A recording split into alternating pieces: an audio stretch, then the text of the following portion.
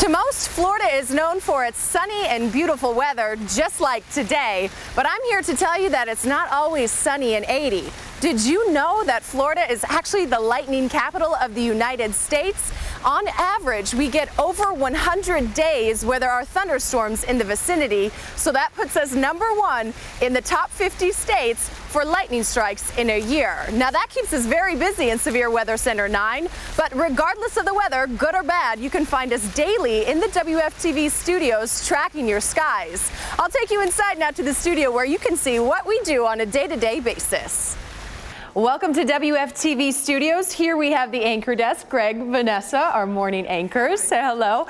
Just beyond the anchor desk, we head on over to Severe Weather Center 9, and it's called Severe Weather Center 9 for a reason. This is where we're at on a day-to-day basis, and on very rare occasions when we do have nasty weather here in Central Florida, working very hard to keep you updated.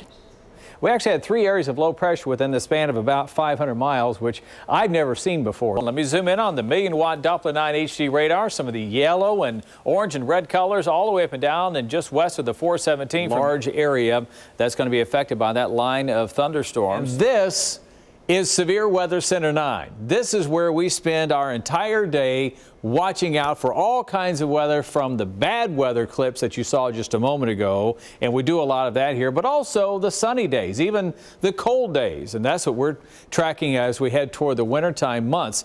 This is where we have all of our technology. We actually have 19 computers in and around Severe Weather Center 9. You can't see most of them. They're all kind of behind the scenes, but we have monitors, large and small. In fact, this is the largest television monitor you're ever going to see. This is 85 inches of television wonder. This is a big monitor because we have a lot of things that we have to talk about in Severe Weather Center 9, and we need a big monitor for that.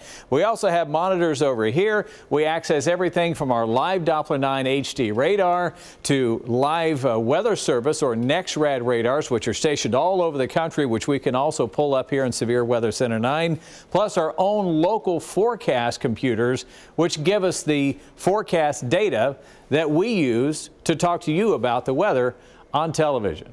And this is where all the magic of television weather happens, in front of this rather boring but bright green wall. Now, they usually have two colors of walls, this bright color green, or they have a bright blue, but green is more common. And as long as I don't wear anything that looks like this, and I don't have anything in my wardrobe that looks like this, I'm going to be fine. And all the weather map gets superimposed around me. There's never anything on this wall. Sometimes I even knock on the wall for emphasis at night. But how do I know where to point? Well, I've got a television monitor over here. I have one over here, and there's also one in the camera about where you are looking at me. So between all of this, I can get a chance to do the weather. Here's an example of Brian Shields doing the weather. Let's go see what Brian has to say. You ready? Thanks for joining us this afternoon. I'm Brian Shields. Average temperature 79, slightly above it today, but big changes on the way as our fall front moves in. 82 today, but that front just a couple hours away, and look at by tomorrow, temperatures around 67 degrees, and then into the weekend. It's going to be a cold start Saturday, but we're actually going to get those temperatures back up pretty quickly by Sunday. Highs getting to near 80 degrees, so lots of changes moving back into the forecast. Here's a look at what we can expect this afternoon. If you haven't seen it already, clouds are going to be on the increase for a brief period of time. A band of clouds moving in. That's with our front, and even a couple sprinkles will be possible, but overall not a lot of moisture with this system.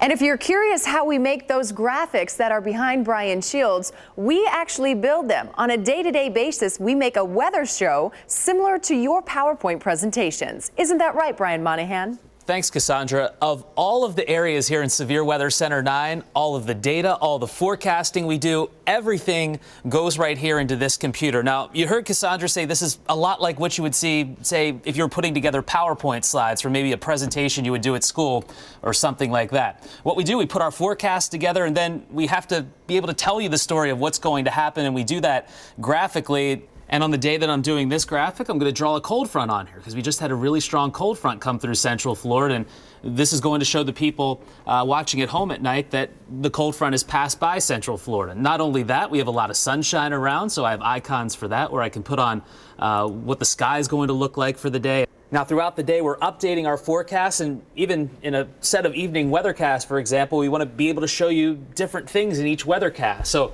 I have a map here where I've shown the cold fronts, and I've shown the wind direction that we're going to see for the day and how much sunshine we're going to see for the day, or how warm it's going to be. And we have many different ways to be able to show that to you here through our weather graphic system. Now, once the forecast is done, we become the experts on the weather of the day, and we help everybody out in the studio. We'll get phone calls from reporters. Hey, Cassandra, it's George out in the field. How are the storms looking in our area? Yes, George. No, the storm looks as though it's cleared out of your region. I think you'll be good with lightning for the next 20 minutes. And not only do we do live on-air updates, but we do radio updates as well. WDBO 96.5 FM and 580 AM. We've got Ebony Dion in the radio booth right now doing a live update. And on Friday, we'll start off the day with lots of sunshine, but don't let it fool you. Grab the jackets. Temperatures will only climb into the upper 60s, so staying well below our average high, which is normally in the low 80s for this time of year. From WFTV Severe Weather Center 9 and WDBO, I'm meteorologist Ebony Dion. Thank you from all of us from Severe Weather Center 9. And remember, you too can be a meteorologist. Right here on WFTV.com, you can track the showers and storms yourself with our online weather tools. And at the Orlando Science Center, you can do a weathercast just like us. Here's a glimpse of what you'll see at the Severe Weather Center 9 experience. Boy, it's so hot. It must be 100,000 million degrees. No, it's not, silly. It's just humid. That means there's a lot of moisture in the air. How do you know that? I learned it from Tom Terry here at the Orlando Science Center. You can learn all about the weather, like what causes humidity. You can create your own forecasts and do the weather on TV, just like Tom. Visit the Severe Weather Center 9 experience at the Orlando Science Center.